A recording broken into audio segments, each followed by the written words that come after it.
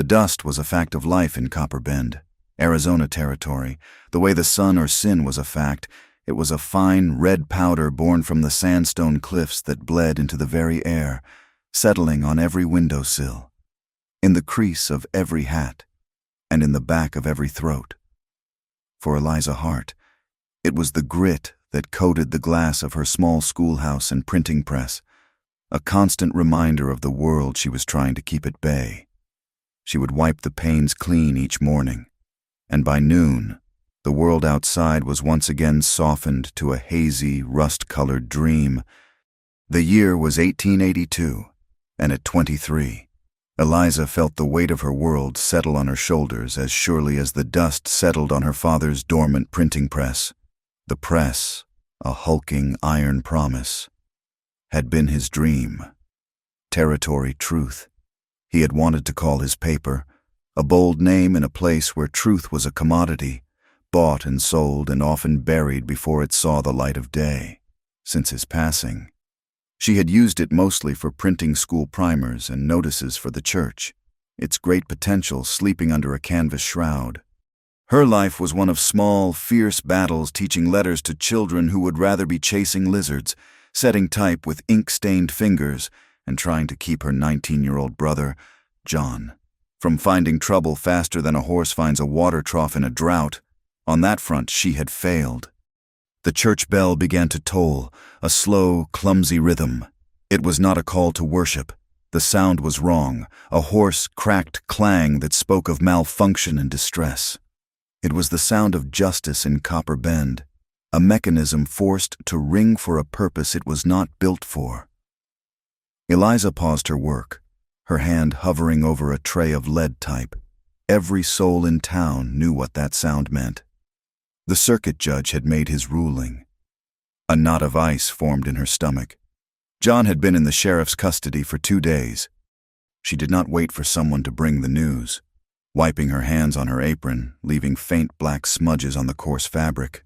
She stepped out into the blinding afternoon. The sun was a hammer, the street a river of shimmering heat and swirling red dust. People stopped what they were doing, their faces turning toward the sound of the bell, then toward her. She saw the looks, a mix of pity and morbid curiosity. The hearts, once respected, were now a spectacle. Sheriff May Delaney met her halfway, a small, weathered woman whose face was a roadmap of hard years and harder decisions. Her badge was dull, her gun belt worn smooth, and her eyes held no room for comfort. "Eliza," she said, her voice low and rough as gravel. "May—" Eliza's own voice was a stranger to her, thin and brittle. The judge heard the testimony. Sheriff Delaney did not waste words. He found John guilty for the shooting of 2 of Silas Crow's men. Eliza felt the world tilt, but there was no proof. John swore he was jumped, that he fired in self-defense. There was a witness. Sheriff Delaney looked away, toward the saloon where the men in question had spent most of their waking hours. "Said he saw your brother draw first," unprovoked. Who was this witness?" Eliza demanded, her voice rising. "The man wishes to remain unnamed, for his own safety. The sentence is to be carried out in 7 days. Hanging." The word hung in the air between them, obscene and final. 7 days, 1 week. The world, which had already felt so small and confining, shrank to the size of a single dusty jail cell. Her brother, her foolish, hot-headed, but good-hearted John, was going to die. Her legs felt weak, and she might have fallen if not for the iron will that had been forged in her since her mother's death and her father's decline. "There is a way," Sheriff Delaney said, her eyes still not meeting Eliza's. "Silas Crow wants to see you. He is at his office. He said to tell you he has a proposal." Silas Crow. The name was a poison in the territory. He owned the Black Spire cattle ranch, the copper mine that gave the town its name, and, it was said, most of the men who held any power, from the judges to the foremen. He was the architect of John's doom, and now he was offering a solution. It was a snake offering to cure its own bite. Eliza walked to Crow's office as if in a trance. The whispers of the townspeople followed her, little eddies of speculation in the dusty air. The office was the grandest building in Copper Bend, made of brick instead of wood, with glass windows so clean they seemed to mock the rest of the town. Inside, the air was cool and smelled of leather and cigar smoke. Silas Crow was a large man, not fat, but solid, as if carved from the very rock he mined. He sat behind a desk of dark, polished wood, a mountain of quiet menace. He gestured to the chair opposite him without rising. "Miss Hart," he said, his voice a low, smooth rumble, "a terrible business about your brother, a waste of a young life." "You did this," Eliza said, her voice shaking with a rage that was the only thing holding her together. "Those men worked for you. They have been harassing him for weeks." Crow steepled his fingers, his expression one of patient condescension. "Boys will be boys. Miss Hart, tempers run high in a town like this. But the law is the law." A witness saw what he saw. "What do you want?" she asked, cutting through the pretense. "The sheriff said you had a proposal." "Direct. I admire that." He leaned forward, his eyes, small and dark, pinning her to the chair. "Your brother's life is in my hands. The witness, let us say he is a man who values his employment with me. He could have a sudden crisis of conscience, a miraculous recollection that the events occurred differently than he first thought. The judge, being a reasonable man, would surely consider new testimony. John could walk free. Walk. Eliza's heart hammered against her ribs. Hope was a dangerous thing, a flicker of light in a deep darkness that often turned out to be an oncoming train. "What is your price?" Crow smiled, a parting of his lips that held no warmth. "It is not a matter of price. It is a matter of solving a problem. Two problems, in fact. I have a man in my employ, a very skilled man, but a difficult one. An Apache. His name is Rafe Altaha. Perhaps you have heard of him." The name was spoken in whispers around town. The Apache they called Wolf in silence. A man who worked for Crow, breaking his wildest horses. A man who moved like a shadow and spoke to no one. "He is valuable to me," Crow continued, "but he is untamed. He needs an anchor, a reason to stay put, to be civilized. A good, decent family can do wonders for a man like that. It can bind him." Eliza stared at him, uncomprehending. "What does this have to do with me?"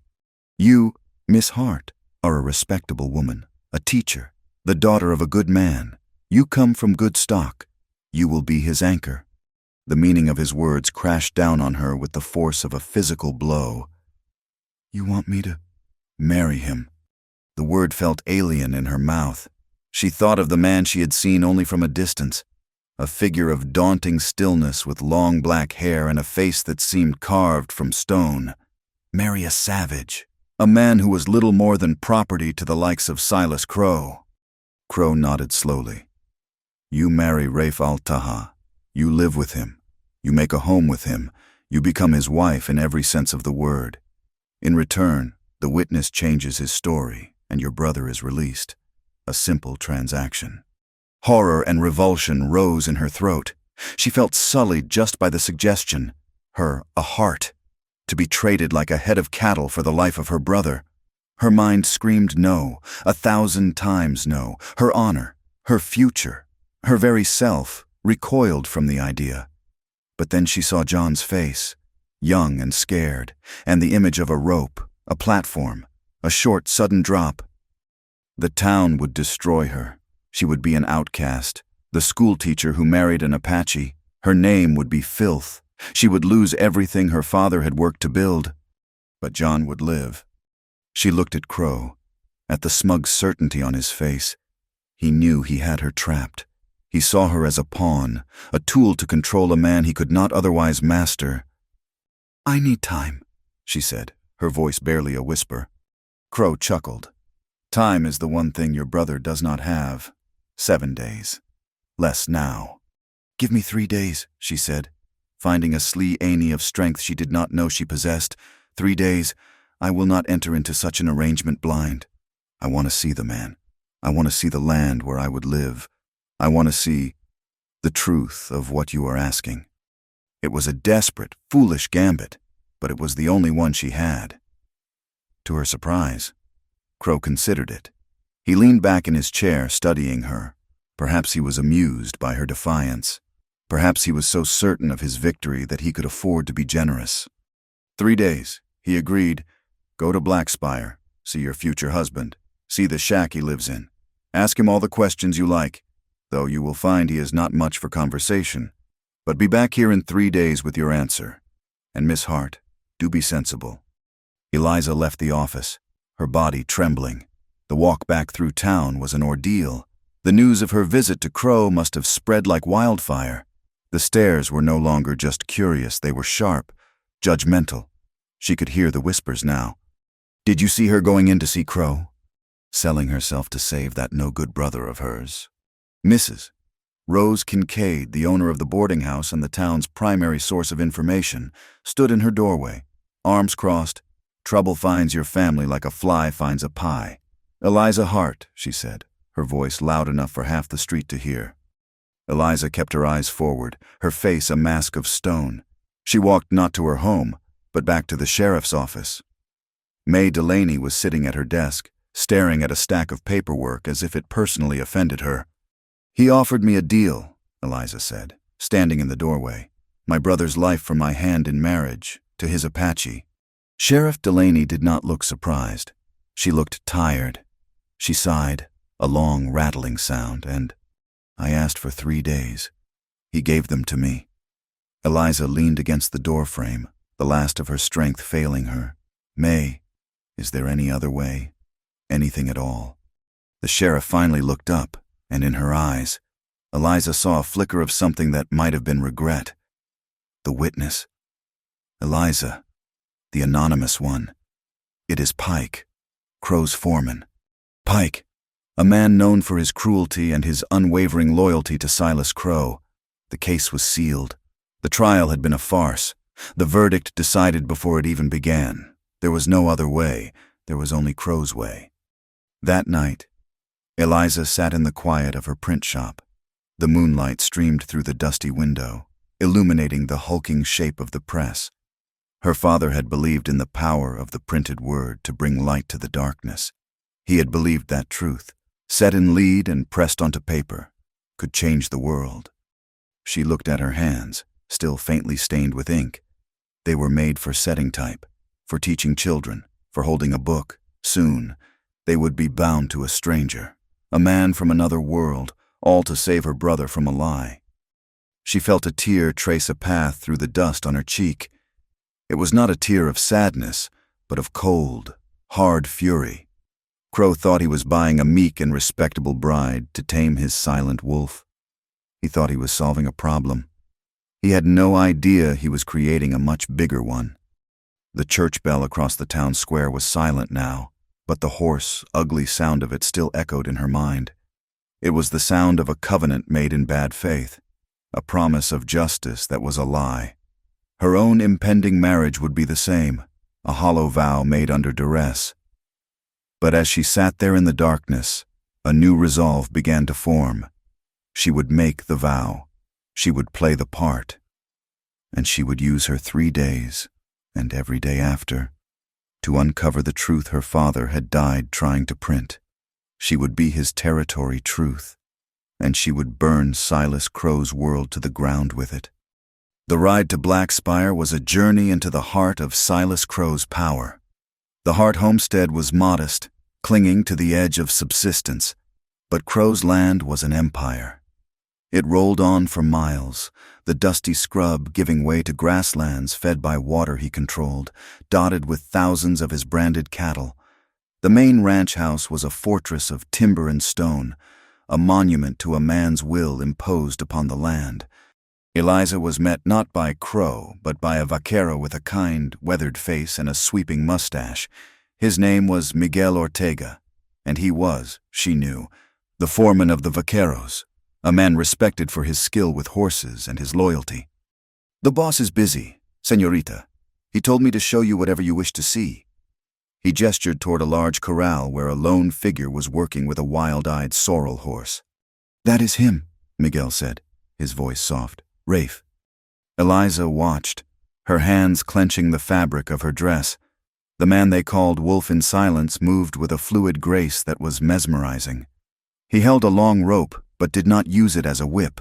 He used it to guide, to suggest, to create a space that the horse could choose to enter. There was no shouting, no violence, only an intense, silent conversation between man and beast. The horse, slick with sweat and trembling, would rear and fight the pressure, and Rafe would simply wait, patient as a mountain, until the animal calmed, and then he would begin again. An hour must have passed, the sun beating down on them, and in that time, Eliza saw the horse's terror slowly recede, replaced by a wary curiosity, then a grudging acceptance. Finally, Rafe laid a hand on the horse's neck, and the animal did not flinch. "He is good," Eliza said, the words escaping her before she could stop them. "The best," Miguel agreed. "He does not break them. He convinces them." When he was done, Rafe led the horse to the water trough and turned. He saw them standing there, and his dark eyes settled on Eliza. There was no warmth in them, but no malice either. They were watchful, intelligent, and held a profound stillness. He was tall and lean, dressed in simple denim trousers and a plain cotton shirt. His black hair was tied back with a leather cord. He walked toward them, his steps making no sound in the thick dust. He stopped a few feet away and looked at her, his gaze unwavering. The silence stretched, becoming a living thing between them. It was not an empty silence. It was full of questions he would not ask and answers she did not have. Eliza cleared her throat. "I am Eliza Hart." He gave a slight, almost imperceptible nod. "I have come," she faltered, unsure how to phrase the monstrous bargain that brought her here. "I have come to see." He turned to Miguel and spoke a few words in Spanish. Miguel nodded and retrieved a small piece of slate and a chalk pencil from a post. Rafe took them, and in a clean, steady script, he wrote. He held it out for her to read. "Animals do not lie."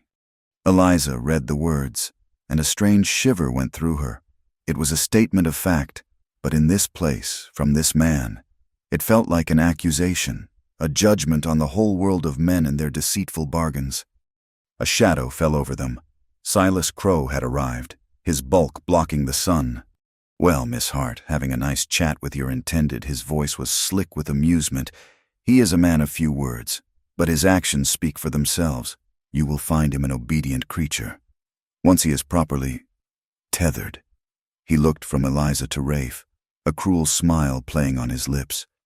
"I am certain a respectable wife is just the thing to tame him."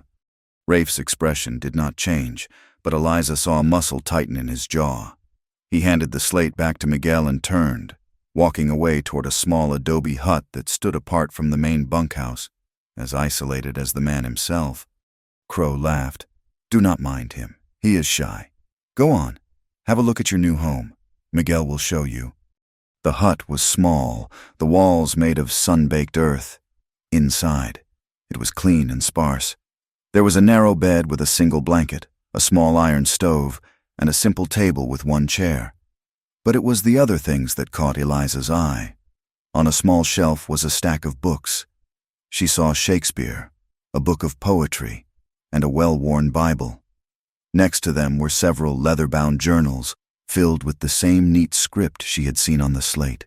On the table, next to a clay pot, lay a simple wooden flute, and hanging from a peg on the wall were a few items that she did not recognize, but which she knew were of his people: a small leather pouch decorated with beads, and a single eagle feather.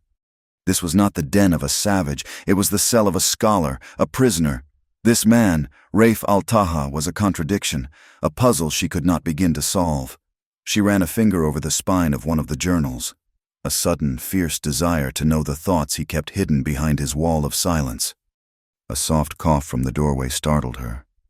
An old woman in the simple gray habit of a nun stood there, her face kind but etched with worry. "Miss Hart, I am Sister Agnes. I knew Raphael when he was a boy, at the mission school." Raphael. The name sounded strange, a saint's name for a man who looked like a warrior. The sister pressed a folded, yellowed envelope into Eliza's hand. Her fingers were dry and cool. "He wanted you to have this." "No, not him. A friend. A friend who believes in the truth." She looked nervously over her shoulder.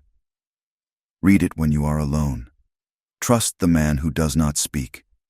He has more honor than any man who does." And with that, she was gone, a gray whisper disappearing into the harsh sunlight. Eliza tucked the envelope into her dress pocket, her heart pounding. Later that afternoon, Miguel found her by the corral again. He told her Rafe was going out to check the old spring in the north pasture and that she should go with him. "To see the land," he said with a wink. The ride was silent. Rafe rode a powerful buckskin, moving as one with the horse. He led her away from the green pastures, up into the dry, rocky hills that marked the edge of Crow's domain. The landscape was stark and beautiful, a place of sharp shadows and ancient stone. He stopped once, dismounting and pointing to the ground. She saw nothing but rocks and dirt. He knelt, tracing a faint line in the dust with his finger. "A snake," he said, his voice a low, rough whisper, the first words he had spoken to her. "A big one. Went this way, an hour ago." He showed her the subtle signs, the displaced pebbles, the faint impression of scales, teaching her to read a language she had never known existed. They reached the spring, which was little more than a muddy seep at the base of a sandstone cliff. "This was once a good place," he said, his gaze distant. "Water for everyone. Before what?" she asked. He did not answer. He knelt by the water, dipping his fingers in, then looking up at the sky. A strange look crossed his face. Unease. A wind was picking up, hot and dry, carrying with it the familiar red dust. It whipped her hair across her face and stung her eyes. "Storm comes," he said, his voice urgent. "We must find shelter." He moved with startling speed, grabbing the reins of her horse and leading her toward a deep overhang in the rock face. They had barely reached its protection when the world disappeared. The sky turned a churning, violent shade of orange-brown. The wind howled, a physical force that seemed to want to tear them from the rock. Sand and grit filled the air, a blinding, suffocating whirlwind. Rafe stood between her and the worst of the storm, his body a shield. The noise was deafening, the power of the wind terrifying. Eliza, who had lived through a dozen such storms, had never felt so small, so vulnerable. In the chaos, she felt a strange sense of calm emanating from the silent man in front of her. This was his world. He was not afraid of it. The storm passed as quickly as it had come, leaving behind a world remade in red dust. Everything was coated, the air thick with the taste of it. In the ringing silence that followed, Rafe looked at her, his dark eyes checking to see if she was all right. He saw the dust on her face, in her hair, and a flicker of something moved in his expression. It was not quite a smile, but it was close, a faint lifting at the corner of his mouth, gone as soon as it appeared. They rode back to the ranch in the muted light of the late afternoon. Miguel was waiting for them, his face creased with relief. "Ah, you are back. I was worried the wind would carry you both off to California." He clapped Rafe on the shoulder. "So, has the wolf learned how to smile for the pretty lady yet?" Rafe just shook his head, a ghost of that almost smile touching his lips again before vanishing. That night, alone in the small room Crow had given her, Eliza pulled out the envelope from Sister Agnes. Her fingers trembled as she broke the seal. Inside was a letter, dated 10 years prior. It was from a cavalry captain to Silas Crow. The words were a confession and a boast. "Mr. Crow, the valley has been cleared as you requested. The Apache families who used the spring have been relocated. There was some resistance, as expected, but it was handled. I trust my payment will be forthcoming. That spring is now yours to claim, free and clear." Eliza read it again, her blood turning to ice. Cleared, relocated. These were gentle words for a massacre. Crow had not just taken the land, he had paid to have people removed from it so he could control the water, the lifeblood of the entire region. This was the truth her father had been searching for.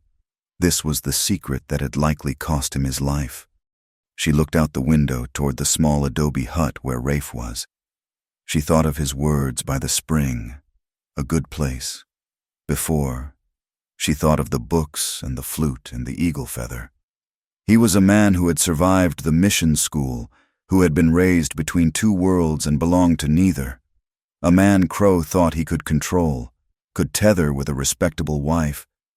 Her prejudice, the fear and suspicion that had been ingrained in her since birth, began to crumble. Turning to dust, just like the red rock of the cliffs, she had come here to see a savage, a bargaining chip for her brother's life. Instead, she was finding a man of quiet dignity, a man with a past steeped in a sorrow she could only begin to imagine, a man who held a piece of the very truth she needed to destroy Silas Crow. The bargain was still a monstrous thing, but for the first time, Eliza Hart began to wonder if the man at the center of it was not her jailer, but a fellow prisoner, and maybe, just maybe, an ally. The third day dawned with a finality that felt like a shroud. Eliza had sent word of her acceptance to Silas Crow, a message delivered by a reluctant Miguel. In return, she had received a single piece of paper, a hastily scribbled pardon for Jonathan Hart, signed by the circuit judge and contingent upon the solemnization of her marriage. It was a hostage note, not a legal document. The ceremony was to be held at midday, the hottest and harshest part of the day, in the small adobe chapel that drooped under the oppressive sun. Eliza wore her mother's wedding dress, a simple garment of cream-colored cotton that she had let out at the seams. It felt like a costume for a play she had never wished to be in. As she walked from her house to the chapel, she felt the eyes of the entire town upon her. They were not the sympathetic glances she had received before. They were hard, accusing stares. Whispers followed her like buzzing flies. "There she goes, the schoolteacher."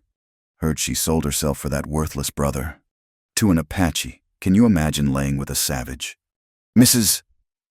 Rose Kincaid stood on the porch of her boarding house, making no effort to hide her disdain. "Some girls will do anything to keep the family name out of the mud," she called out, "though it seems to me she is dragging it right through the dust." Eliza kept her head high, her gaze fixed on the weathered wooden doors of the chapel. Each step was a battle, a small victory against the shame they tried to heap upon her. She was not doing this for a name, she was doing this for a life. Inside, the air was thick and still, smelling of dry dust and old beeswax. The pews were divided as if by an invisible wall. On the right sat the people of Copper Bend, their faces a mixture of morbid fascination and contempt. Silas Crow sat in the front row, looking smug and proprietary, as if he were the one getting married. On the left sat a handful of Crow's vaqueros, led by Miguel, their expressions somber and respectful. Sister Agnes was there, her hands clasped in prayer, and near the back, a few quiet, watchful Apache men and women who must have worked for Crow or lived on the edges of his land.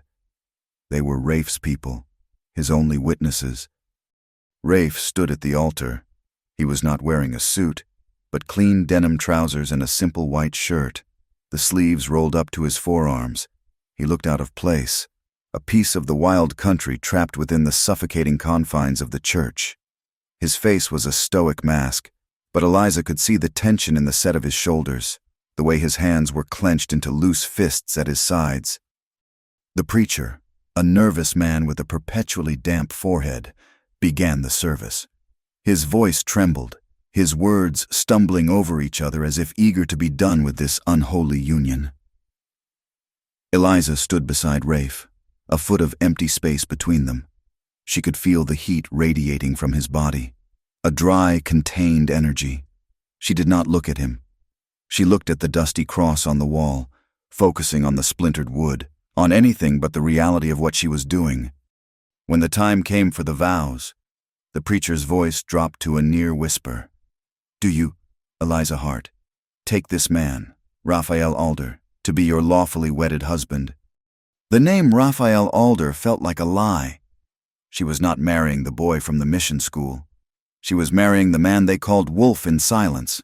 She was marrying Rafe Altaha. Her throat was tight, the dust of the town seeming to fill her lungs. "I do," she said, her voice a thread of sound, so quiet she was not sure she had spoken at all. "And do you, Raphael Alder, take this woman?" Rafe's voice, when it came, was lower than she had ever heard it, a rough, quiet sound like stones rubbing together. "I do." He paused, and for a moment, the entire chapel held its breath. Then, he spoke again, not to the preacher, but looking straight ahead, his voice changing. He said a few words, no more than a short sentence, in a language Eliza had never heard. It was his own tongue, a language of the earth and the wind. The words were soft, yet they filled the small church with an ancient gravity. She did not understand them, but she felt their weight. It was not a vow to the white man's God or his law. It was something else entirely, a promise made on his own terms. Later, Miguel would tell her what it meant. It was a simple phrase, "We walk the same path now." The preacher pronounced them man and wife.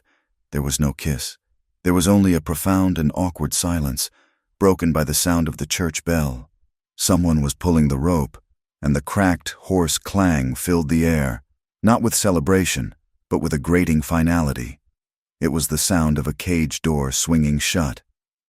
The hot midday wind gusted through the open chapel doors, a blast furnace of heat and dust, sealing the bargain. The walk back to the Hart homestead was a blur. Rafe walked beside her, the same careful foot of space between them. They did not speak. The town watched them go, their union now a certified fact. She was no longer just Eliza Hart, the school teacher. She was the Apache's wife. They entered the small house that had been her entire world. It felt different now, invaded.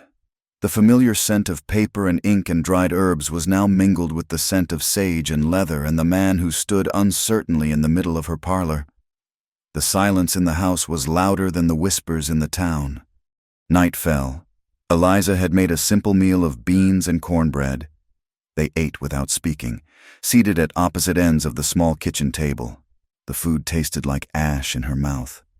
Every nerve in her body was screaming. This was her wedding night. The night she was supposed to begin a life with a man she loved, a man she had chosen. Instead, she was locked in a house with a stranger she had been forced to marry, a man used as a weapon against her. When the meal was over, she could bear the silence no longer. She stood up, her hands trembling. "This is a bargain," she said, her voice clear and cold. "Nothing more. My brother is free. That is the only part of this that matters. You and I, we are an arrangement." Rafe looked at her, his dark eyes unreadable in the flickering lamplight. He did not seem surprised or offended. He simply listened. I cannot be your wife in the way that Silas Crow expects," she continued. "The words difficult but necessary. This is a performance. We will live in the same house. We will be seen together in town. We will give him the show he has paid for. But that is all it will be." Rafe picked up the small piece of slate he had brought with him from the ranch. He wrote on it with the chalk pencil, his movements deliberate. He turned it so she could see. "Crow does not want a wife for me. He wants a leash." Eliza stared at the words. He understood. He knew exactly what this was. He was not a fool, and he was not a willing participant. He was a prisoner, just as she was. She nodded slowly. "Yes, a leash. He thinks he can control you through me. He thinks because I am a respectable woman, I will make you docile." Rafe took the slate and wiped it clean. He wrote again. Let him think it. A new understanding began to dawn on Eliza. She had been so consumed by her own sacrifice, her own fear, that she had only seen him as a part of her predicament. She had not seen him as a man with his own mind, his own will. He was not her enemy. Her enemy was Silas Crow, and that made this silent, watchful man her only possible ally. "We can use this," she said, her voice dropping to a conspiratorial whisper. "We can let him think he has won. We can be the quiet, respectable couple. And while he is not looking, we can find the proof we need to destroy him. I know he is a murderer. I know he has stolen land and water. I have a letter that proves it, but I need more." Rafe watched her, His expression intense, he gave a single, sharp nod. It was an agreement, a new vow, a silent one, made not before God or the town, but between two people bound by a common enemy. This was their true wedding vow. When it was time to sleep, another tense silence fell. There was only one bed, her bed. The thought of sharing it was impossible. "You can have the bed," she said quickly. "I will sleep here, by the hearth." He shook his head. He walked to the hearth, to the wood box where her father had kept an old bearskin rug. He laid it out on the floorboards. That was his answer. Eliza hesitated, then went to her room and returned with a quilt and a pillow. She placed them on the rug without a word. He looked at them, then up at her, and in his eyes, for just a fleeting second, she saw something that looked like gratitude. That night, Eliza lay awake in her bed, listening to the quiet sound of Rafe's breathing from the floor of her parlor. The house was still. The town was asleep. She was a married woman, bound to a stranger. But for the first time since John's arrest, she did not feel entirely alone. She had made a deal with a devil to save her brother. But in doing so, she may have found an ally in the wolf he had tried to chain. The days that followed were a quiet study in coexistence. They moved their meager belongings from Eliza's house in town to the old Hart homestead a few miles out. The ranch was a wounded place. A fire, a year before her father's death, had claimed the main barn and scorched the side of the house, leaving a permanent black scar on the timber. The official story was a lightning strike, but no one had been convinced. The morning after they moved, Eliza found Rafe circling the foundation of the ruined barn, his eyes on the ground. He knelt, running his fingers over a blackened patch of earth, then over a charred support beam. He did this for nearly an hour, moving with a methodical purpose that was both unnerving and fascinating. When he was done, he came to where she stood on the porch. He did not use his slate. "It was not lightning," he said, his voice low and certain. "Lightning strikes from above. This fire started from the ground, in 3 places. Someone used oil." Eliza felt a cold dread seep into her bones. She had always suspected it, but hearing it stated as a fact, by a man who read the land as easily as she read a book, made it terrifyingly real. Her father had been getting too close to a truth, and Silas Crow had sent a warning in flames. Inside the small scarred house, a new rhythm began. They were 2 separate planets orbiting the same small sun of a shared purpose. He spent his days working the land, repairing fences, clearing brush, his silent labor slowly breathing life back into the neglected ranch. She spent her days in the printing press, which had survived the fire unscathed. The first task was cleaning. A thick layer of red dust coated everything, a fine silt of disuse. With Rafe's help, she wrestled the heavy canvas shroud off the press. She cleaned every gear, oiled every joint, and sorted the lead type into their wooden cases. The scent of ink and cleaning spirits filled the small room. A smell of purpose returned. She was bringing her father's dream back from the dead. One afternoon, Miguel Ortega rode out, leading a pack mule with supplies from the Black Spire. A gesture from Crow meant to look like benevolent ownership. "The boss sends his regards to the happy couple," Miguel said, his mustache twitching with a humor he could not quite suppress as he unloaded sacks of flour and beans. "He hopes married life is agreeing with you." Rafe, who was mending a leather harness, just grunted. "He is a man of many words." "Is he not?" Miguel said to Eliza with a grin. "Has he spoken a whole sentence to you yet?" "Señorita." "He speaks when it is necessary," Eliza replied, a hint of defensiveness in her tone that surprised even her. Miguel's grin softened. "Yes, that is true. He is a good man. Eliza. Better than anyone in this town knows. Be patient with him." After he left, Eliza began to set her first line of type. She was not ready to print the cavalry captain's letter. That was a weapon to be used at the right moment. For now, she would begin with questions. She composed a single sheet, a small handbill. At the top, in bold letters, she set the title, "Territory Truth." Below, she wrote a simple, Open letter to the people of Copper Bend. It spoke of the importance of community, of shared resources. It asked a simple question. Do you know the history of your water rights? It invited people to share their stories, their histories of the land. It was innocent on the surface, but it was a stone tossed into the still murky pond of Crow's power. The press groaned and clanked, and soon a stack of clean, sharp-smelling handbills sat on the table. That evening, as the sun bled across the horizon, casting long shadows from the sandstone cliffs, Eliza found herself thinking about the church bell.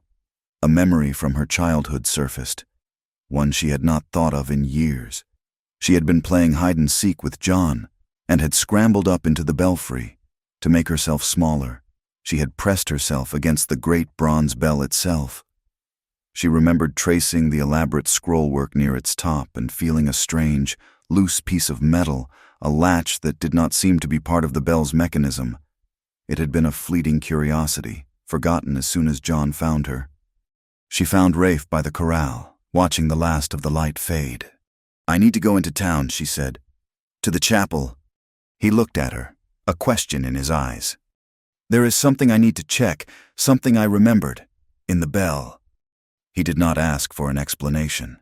He simply saddled his horse, and they rode toward Copper Bend as twilight settled, turning the world to shades of purple and gray. The town was quiet, its residents settling in for the night.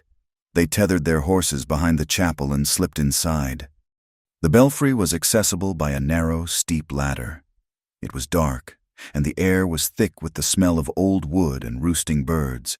Eliza climbed first, Rafe following close behind. His presence was a comfort in the cramped, shadowy space. "Here," she whispered, running her hand along the cool bronze surface of the bell.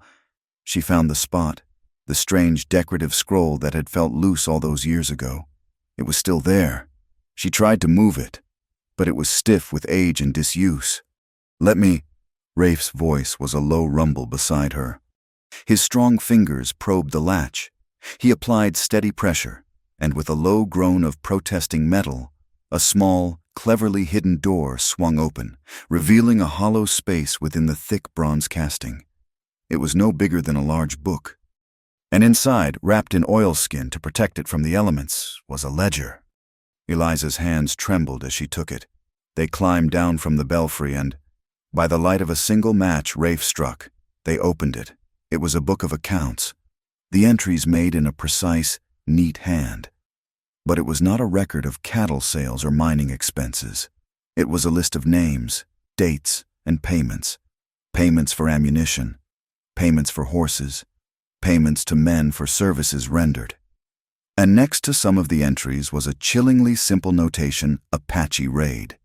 The dates corresponded with every major raid in the territory over the last decade, attacks that had driven settlers off their land that Silas Crow had subsequently purchased for pennies on the dollar.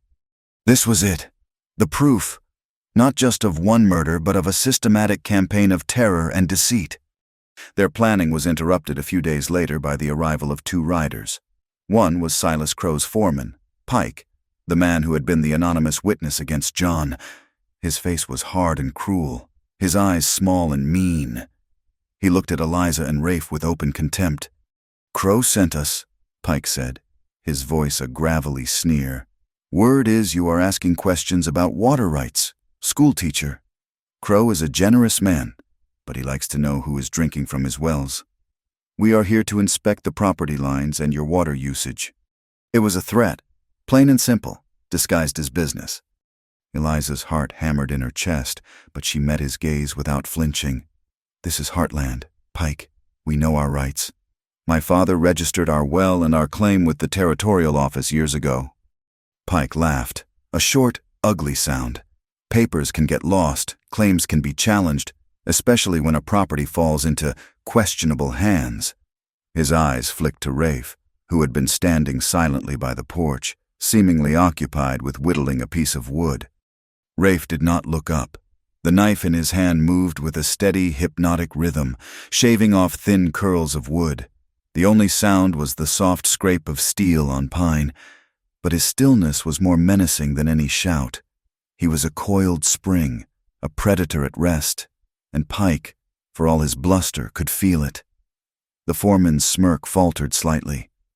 "Just be smart, schoolteacher," Pike said, his bravado returning. "You have got a nice, quiet life here. Would be a shame if anything were to happen to it. Another fire, maybe. Lightning does strike twice, you know." He and the other man turned their horses and rode off, leaving a cloud of dust and menace hanging in the air. That night, they knew they could not wait any longer. They had the captain's letter and the ledger. It was enough, more than enough. But it was useless in Copper Bend, where Crow owned the law. "We have to get this to the fort," Eliza said, her voice low. "Fort Cienega. There is a federal marshal there. Captain Wallace. My father wrote to him once. He's a good man, not on Crow's payroll."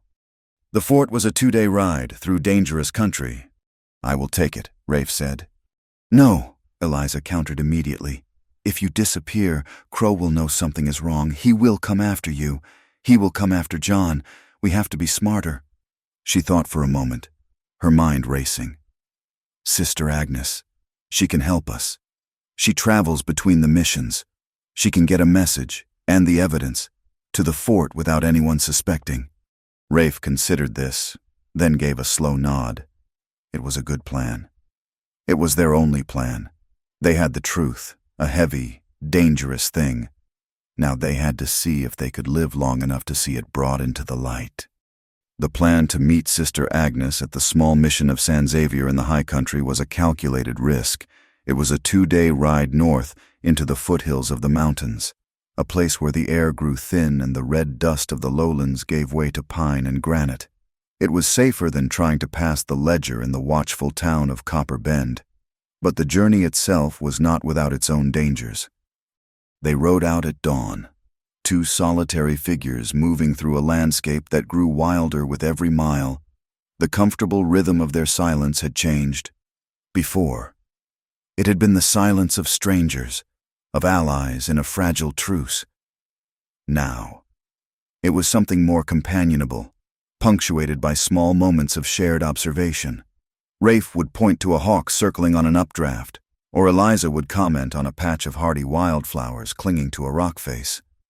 They were learning each other's language, a dialect that had little to do with words. By the afternoon of the 2nd day, the world had transformed.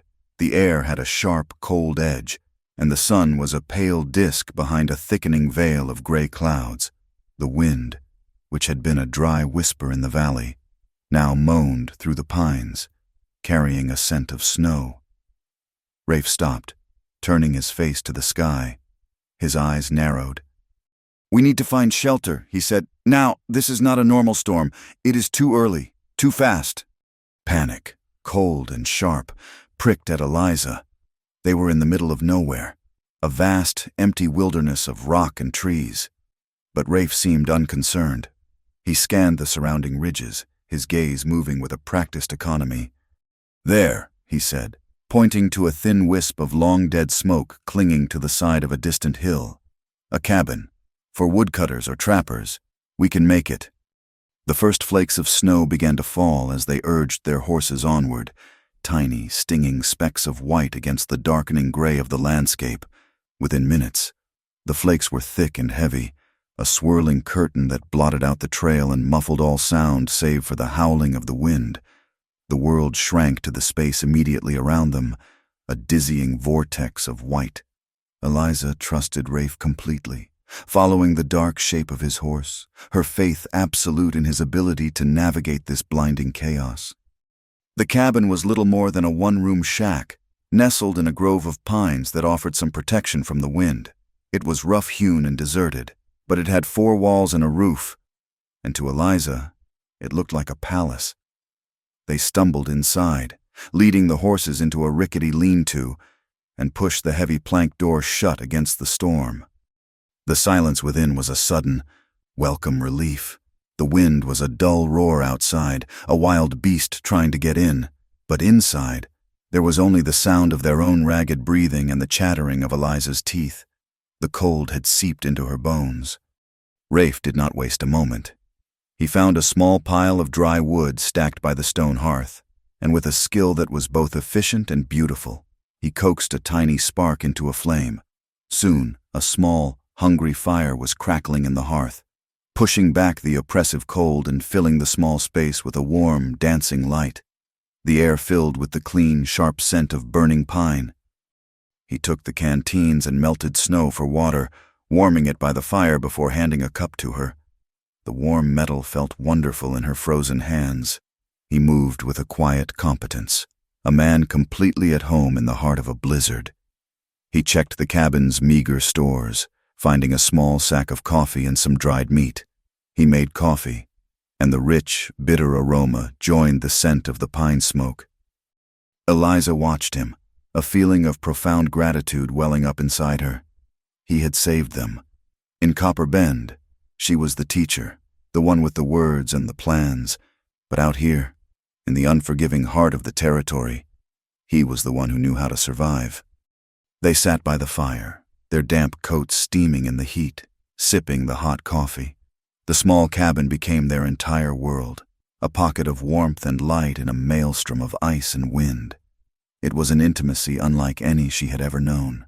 Stripped of all pretense, all societal rules, they were just two people, a man and a woman, keeping each other alive. "You were not afraid," she said, the words coming out as a soft cloud in the chilly air. "Fear does not keep you warm," he answered simply, his eyes on the flames. "You pay attention, you do what needs to be done." She thought of his childhood, of the boy named Raphael taken from his family and forced into a new world. He had been learning to survive his entire life. "Did they call you Raphael at the mission school?" she asked quietly. He was silent for a long time, and she thought he would not answer. When he finally spoke, his voice was low, scraped raw with memory. "They gave me that name. They took the one I was born with. They took my hair. They took my language. They said they were saving me from being a savage." He looked at her then, and in his eyes, she saw a universe of pain, a sorrow so deep it was like the canyons they had ridden through. "They tried to make me into one of them, and when they were done, they sent me out. I was not one of them, and I was no longer one of my people. I was a ghost, something to be used." The word hung in the air between them, used, by the missionaries as a success story, by men like Crow as a tool, a silent, efficient weapon. She finally understood the true depth of his silence.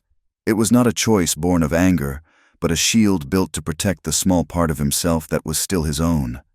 "He thinks he owns you," Eliza whispered, "because of this marriage." Rafe looked into the fire. "He thinks a piece of paper and a preacher's words can put a collar on a wolf. He does not know what a wolf is. He does not know what a man is. He only knows what he can buy." His voice held no self-pity, only a flat statement of fact. "But I worry. I worry that is all I will ever be. A weapon that learns to obey a new master." "No," she said, her voice fierce. "You are not his. You are not a weapon. You are Rafe." The name, his true name, felt right on her tongue. It felt like an anchor in the storm. A fear of her own surfaced, cold and sharp. And what am I, the woman who married an Apache to save her brother? The woman who now plots and schemes with him in a broken-down cabin? The town thinks I am spoiled, ruined. What if they are right? What if we win and defeat Crow? What happens to us? There is no world for a woman like me and a man like you." He turned from the fire to look at her, his face illuminated by the warm light. His expression was soft, his eyes holding a tenderness she had never seen there before. "Then we make one," he said.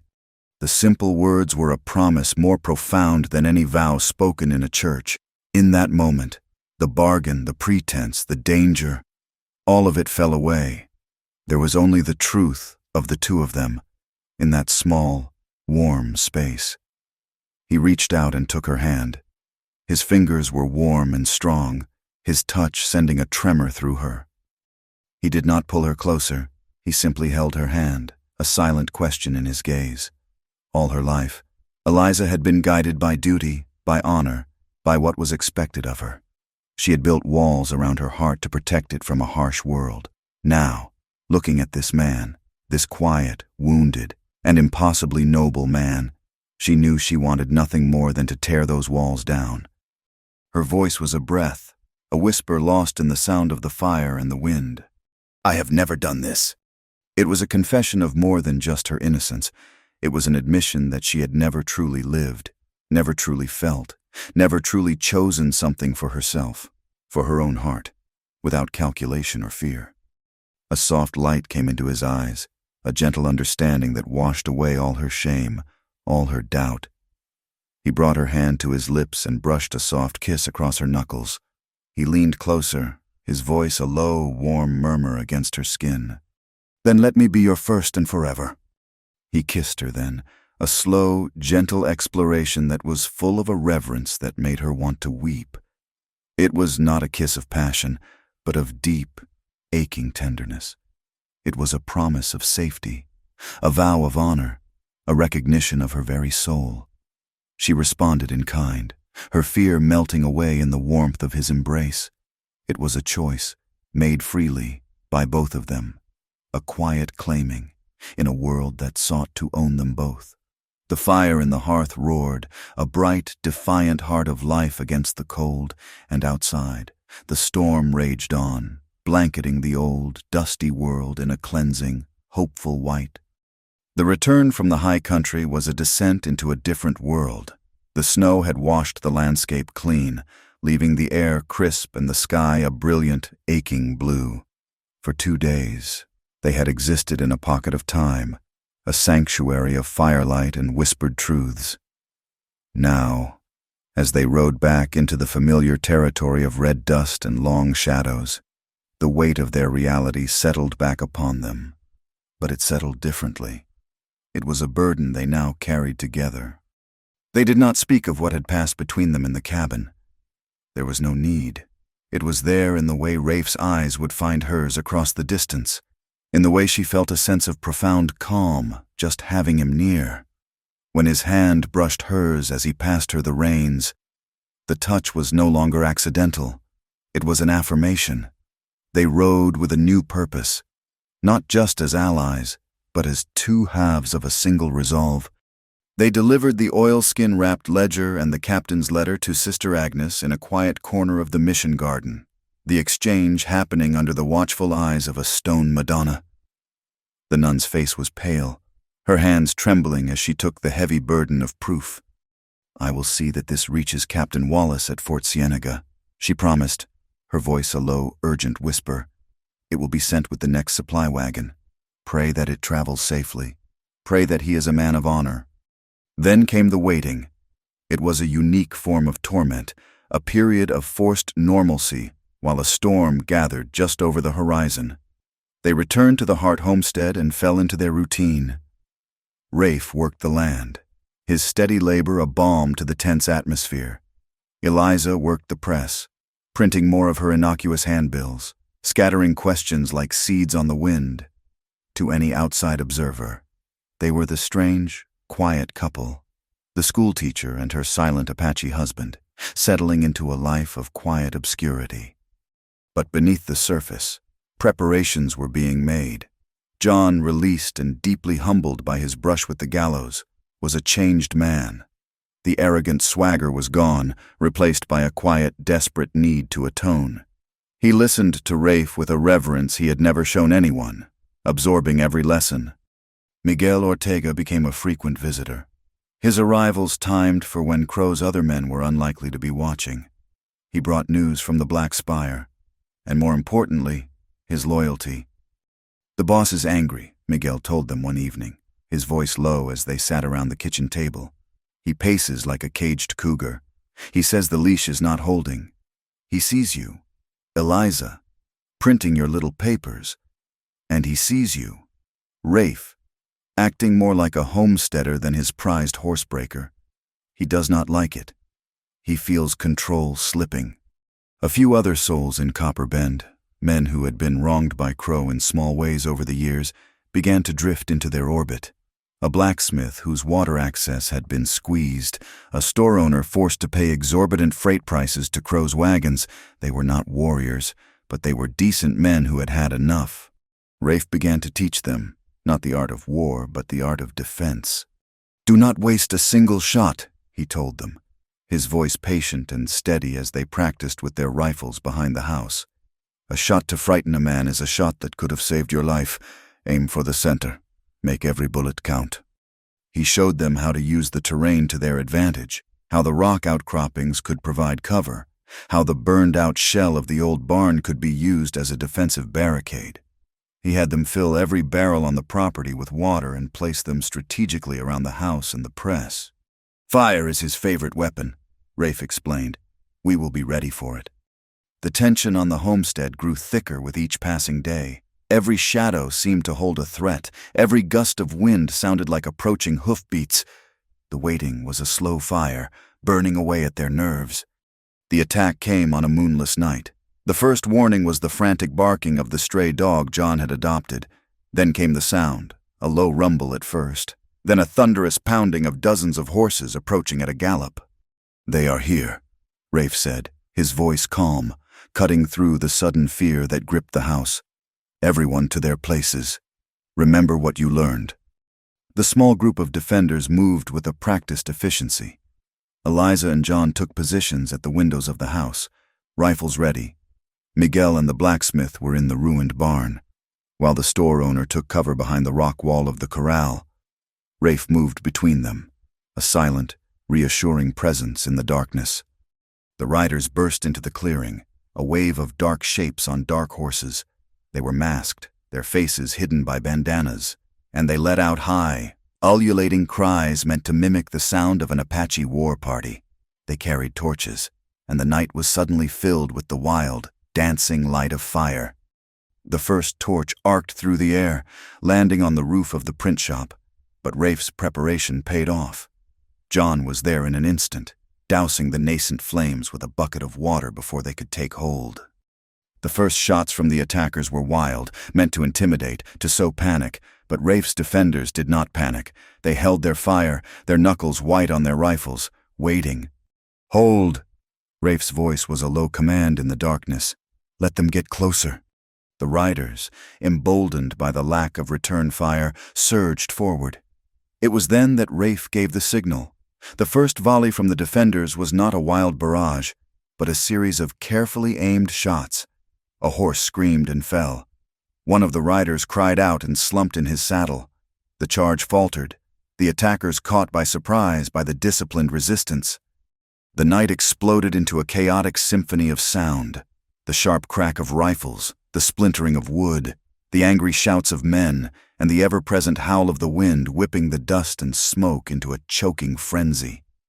The attackers set more fires, but each time, the small brigade of defenders was there to beat them back with water and wet blankets. As the battle raged, a lone rider approached from the direction of town.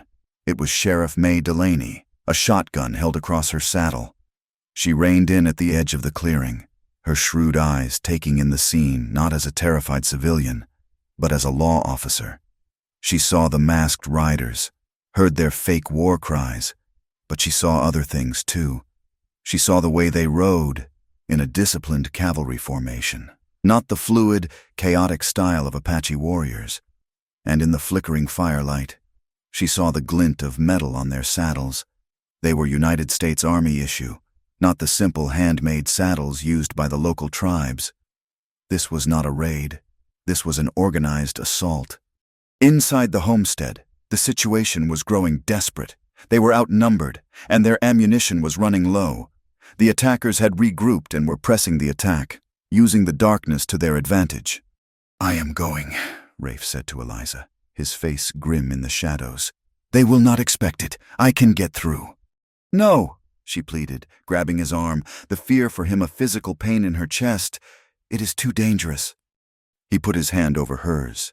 "We have no choice. They are trying to burn us out. Stay here. Keep fighting." He pressed a quick, hard kiss to her forehead, a promise and a farewell. And then he was gone, melting into the darkness like a ghost. Eliza watched him go, her heart a cold knot of terror. She turned back to the window, her resolve hardening. She would not let his sacrifice be in vain. She would hold this ground. The fight seemed to stretch on for an eternity. The defenders were pushed back to the house, the air thick with smoke. their ears ringing with the constant gunfire. Then, just as their hope was beginning to fade, they heard it. A new sound. From the east, the clear, sharp notes of a cavalry bugle, and behind it, the thunder of a new column of horses. A disciplined line of blue-coated soldiers burst into the clearing, led by a man in an officer's uniform and, at his side, Rafe. The posse from Fort Cienega had arrived. The masked riders, caught between the federal troops and the homesteaders' guns, fell into chaos. Their attack, built on the assumption of terror and surprise, collapsed in the face of organized military force.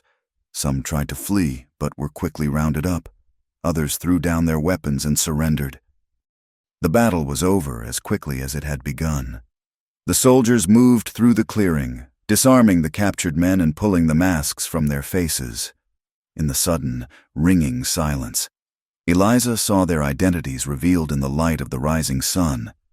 They were all Crow's men, and at their head, his face a mask of shocked disbelief, was his foreman, Pike. Captain Wallace, a man with a square jaw and weary, honest eyes, strode up to Sheriff Delaney. "Looks like we got here just in time. Sheriff," he said, "we received some compelling evidence about the man these riders work for." One of the younger captured men, his face pale with fear, began to talk before he was even asked, the words tumbling out in a desperate flood, hoping to trade testimony for mercy. "It was Crow," he stammered. "He paid us all. He said to make it look like an Apache raid. He said no one would question it when he took the land for security. He said it would be easy." Sheriff Delaney looked at Captain Wallace, her face grim. "That is all the confirmation I need." She turned to one of her deputies. "Ride back to town. Get a warrant from the judge. If he will not give you one, you tell him a federal officer is about to do it for him. The charge is conspiracy, attempted murder, and inciting a riot. The warrant is for Silas Crow." The federal courthouse in Tucson was a world away from the dusty streets of Copper Bend. It was a grand, imposing structure of brick and stone, with tall arched windows and floors that echoed with the confident footsteps of men who believed in the unassailable power of the law. To Eliza, it felt like a foreign country. Here, the red dust of the territory was kept at bay, swept clean by janitors, held back by thick wooden doors. But she knew the same greed and violence that coated her hometown existed here, too. It just wore a tailored suit and spoke in smoother tones. The trial of Silas Crow was the talk of the territory. Eliza's small handbills had been reprinted in the Tucson papers, and the story of the homesteader, his Apache husband, and the cattle baron who terrorized a town had captured the public's imagination. The courtroom was packed every day, a gallery of curious onlookers watching the slow, deliberate dismantling of an empire. Silas Crow sat at the defendant's table, flanked by a high-priced lawyer from back east. He looked smaller here, diminished, a big fish yanked from his small, dark pond and left to flop on the sun-baked docks of federal justice. But he was still dangerous, his eyes still holding the cold certainty of a man who had never faced a consequence he could not buy his way out of. The prosecution, led by a methodical federal attorney, laid out its case brick by brick. The confessions of the captured riders, including a full accounting from a terrified Pike, painted a damning picture of the night of the attack. The cavalry captain's 10-year-old letter was read aloud, its polite, coded language of relocating families sending a chill through the courtroom. Then came the ledger from the church bell. When the oilskin-wrapped book was entered into evidence, a palpable gasp went through the gallery. Sister Agnes was called to the stand. In her simple gray habit, she seemed an incorruptible island of piety in a sea of legal maneuvering. She testified that she had been the bookkeeper for a charitable fund Crow had established, a fund to benefit the very orphans his staged raids had created. With a quiet, steady voice, she identified Crow's handwriting on a series of withdrawals from the fund, withdrawals that matched the dates and amounts of the payments for ammunition and services rendered recorded in the secret ledger. He had been using the church's charity to wash the blood money. While the lawyers argued, Eliza worked, Each night, in the small room she and Rafe had rented near the courthouse, she would set type by the light of an oil lamp. She had become a correspondent. Her articles for the Territory Truth now a regular feature in the Tucson Daily. She wrote not of the dry legal proceedings, but of the human cost. She wrote about the families driven from their land, about the water, the lifeblood of the territory, being stolen and hoarded. She was giving a voice to Crow's victims, and her words were a second trial, one taking place in the court of public opinion. The day Rafe was called to testify, the courtroom was so quiet you could hear the frantic scratching of the newspaper reporters' pens. He walked to the stand with the same silent grace he used to cross a field. He did not look like a savage, nor did he look like a civilized man. He looked like himself, a man who belonged to the mountains and the canyons, a man who had been forced to learn the ways of this world to survive in it. The federal attorney was gentle with him, asking simple, direct questions about his time in Crow's employ, about the horses he had broken, about the men he had seen coming and going from the Black Spire. Rafe's answers were short, precise, and spoken in a low, clear voice that carried to every corner of the room. He spoke only what he knew, what he had seen with his own eyes. Then came the cross-examination. Crow's lawyer, a man named Sterling, approached the stand with the predatory smile of a wolf circling a wounded deer. "Mr. Altaha," he began, his voice dripping with condescension. "Or is it Raphael Alder? It must be so confusing, having two names. Which one do you use when you are telling the truth?" "My name is Rafe Altaha," Rafe said, his eyes level, his expression calm. "The other name was a brand. I do not use it." "A brand? You say like the kind Mr. Crow puts on his cattle." Rafe was silent for a beat. "Yes," he said, "like that." Sterling paced before the jury. "So you worked for Mr. Crow for years. You took his money, you ate his food, you broke his horses, and now you testify against him. Where is your loyalty, sir?" "My loyalty is to the truth," Rafe said. "The truth," Sterling scoffed. "You are a man who has lived his life in silence. We have heard testimony that you barely speak, that you prefer to communicate with scratches on a slate, like a child. And now, suddenly, you have found your voice. How convenient for the prosecution. How can this jury be expected to trust the words of a man who has spent a lifetime hiding behind silence?" Rafe's gaze did not waver. "I do not hide," he said. "I watch and I listen. I learned that in your world. Words are used to hide the truth more often than they are used to tell it. So I use them only when they are needed. They are needed now." The final witness was Sheriff May Delaney. She walked to the stand with a heavy, deliberate tread, laid her hand on the Bible, and swore the oath in a voice that tolerated no nonsense. She was the anchor of the prosecution's case, the physical proof that grounded all the letters and ledgers. Sterling tried his condescending tactics on her, but it was like trying to sweet-talk a badger. "Sheriff," he said, "you are the chief law officer of a small, backwater town. Are you truly an expert in military equipment?" "I know a United States Army saddle when I see one, counselor," she replied, her voice flat. "And I know a dozen of them on a dozen masked men trying to look like Apache warriors is not a raid. It is a conspiracy." She went on to detail the evidence found at the scene, the specific type of ammunition used, the way the tracks showed the riders had gathered at a single point before the attack, all signs of a coordinated, planned assault. Planned. The closing arguments were a battle of narratives.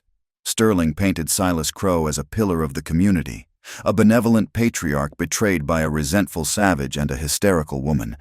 The federal attorney, in contrast, simply recounted the facts, weaving the evidence together into an undeniable tapestry of greed, violence, and murder.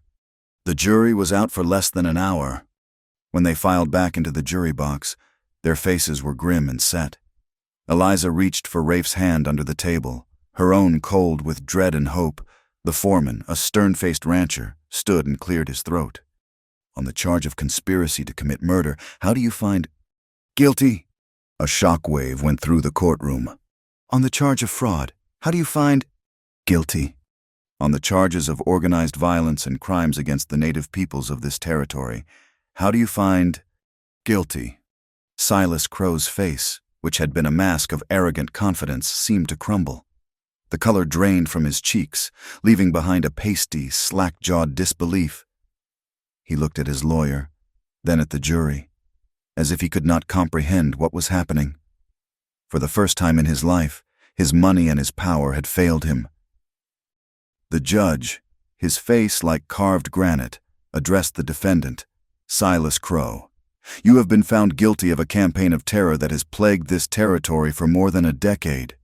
You have perverted the law, you have corrupted good men, and you have done so for nothing more than profit and power.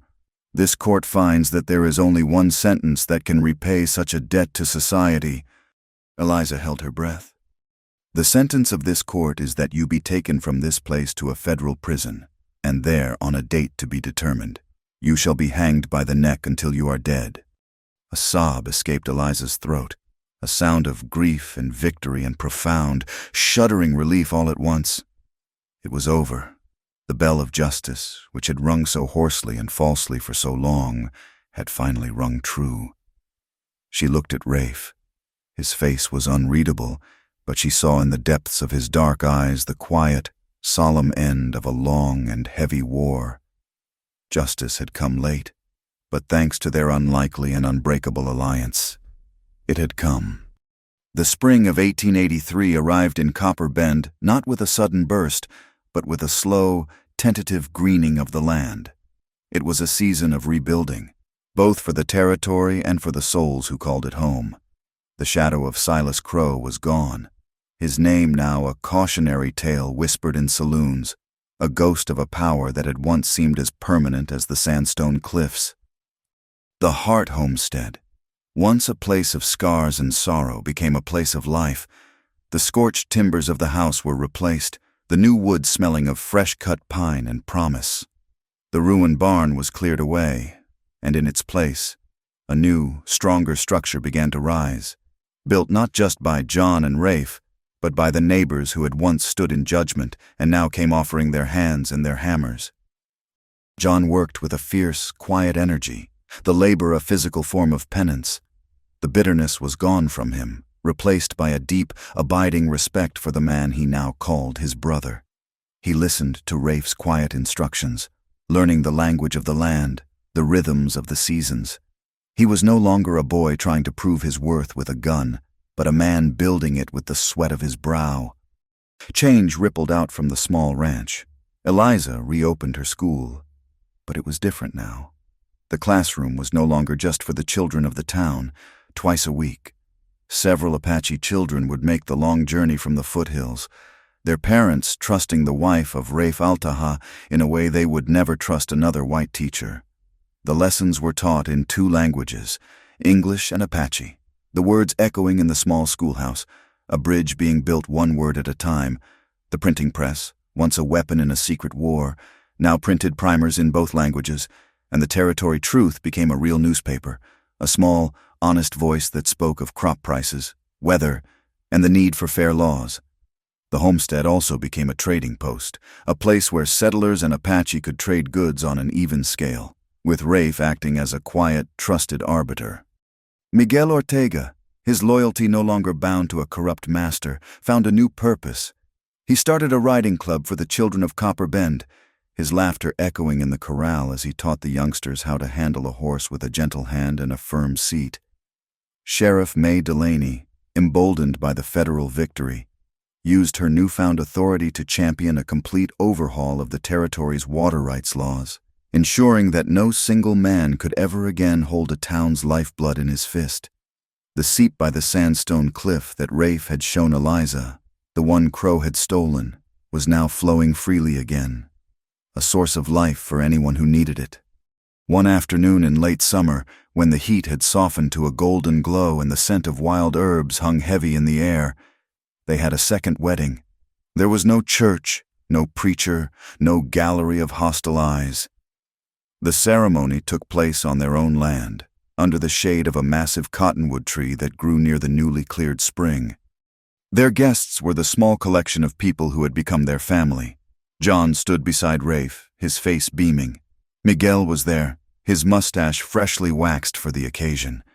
Sheriff Delaney had closed the jail for the afternoon to attend, and Sister Agnes had made the journey from the mission. A small group of Rafe's Apache kin had come down from the mountains, their quiet dignity a powerful presence. Eliza wore a simple blue dress, the color of the desert sky at twilight. In her hair, she wore not a veil, but a single eagle feather that Rafe had given her. Rafe wore a simple linen shirt and buckskin trousers, looking more himself than he ever had in the white man's world. An Apache elder, a man with a face like a beautiful, cracked riverbed, spoke first. He spoke in his own tongue, his words a blessing on their union, a prayer for harmony and strength. Then Sister Agnes stepped forward and read a simple passage from the Bible, one not about obedience or duty, but about companionship and walking together in the light. Their vows were their own, spoken quietly, for no one but each other. They did not promise to obey or to honor in the way the world demanded. They promised to be each other's shelter in the storm, to be each other's truth in a world of lies.